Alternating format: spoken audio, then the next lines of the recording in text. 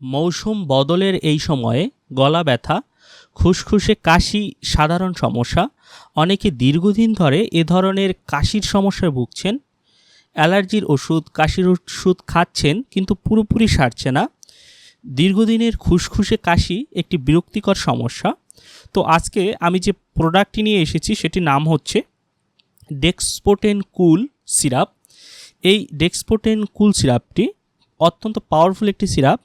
যাদের দীর্ঘদিনের কাশি রয়েছে, শুষ্ক কাশি রয়েছে বা কফ জমাট বাঁধা কাশি রয়েছে, সে সকল ক্ষেত্রে কিন্তু এই সিরাপটি খুবই ভালো কাজ করে থাকে।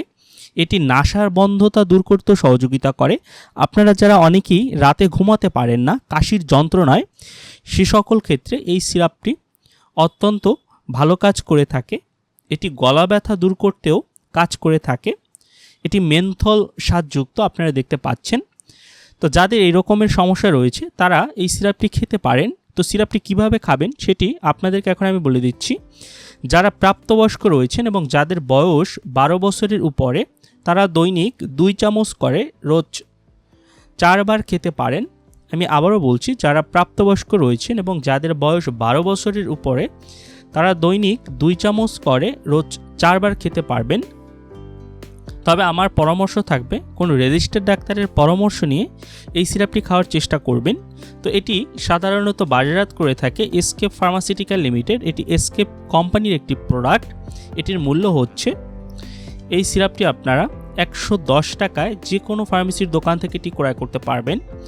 তো এই সিরাপটির কী পার্শ্ব প্রতিক্রিয়া রয়েছে সেটি আপনাদেরকে একটু বলে দিই।